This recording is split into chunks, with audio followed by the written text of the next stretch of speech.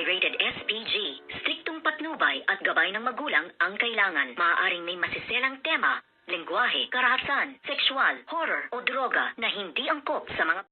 Good morning and welcome sa aking munting channel. Kinausap na nga ng maayos nito ngang si Lola Aurea itong si Ina at humingi nga ito ng paumanhin kay Ina dahil nga niya hindi sinabi ang kanyang plano na sa kanya ipapamana ang lahat-lahat nga ng kanyang ari-arian dahil dito nga niya nakikita kay Ina ang isang pagmamalasakit sa isang kumpanya at pagmamahal na ipinakita nga niya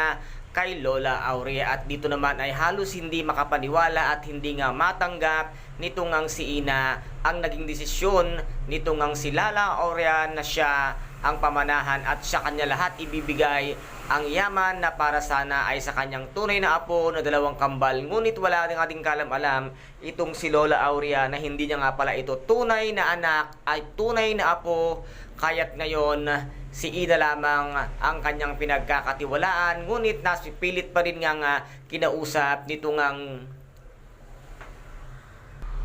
mami ni Juana si Lola Aurea para nga sabihin at kumbinsihin na wag naman niya nga alisan ng karapatan itong ang kambal sa lahat-lahat nga ng kayamanan at pag-aari nga nitong si Lola Aurea at dito naman ay wala siyang magagawa dahil buo na ang desisyon ni Lola Aurea na hindi na pamanahan ang kambal dahil nga sa sobrang sama ng mga ugali nito at wala itong pagpapahalaga sa kanyang mga kayamanan at dito naman ay kakausapin nga ni Lani itong si Juana na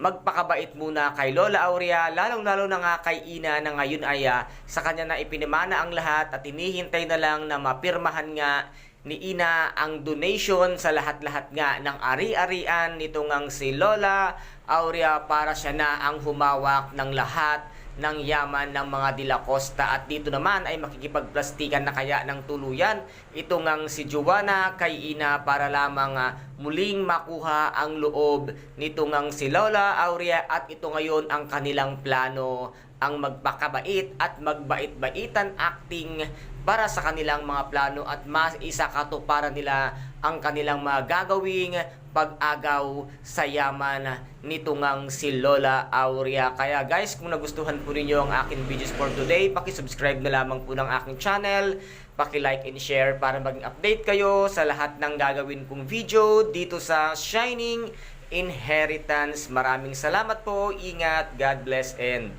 bye-bye!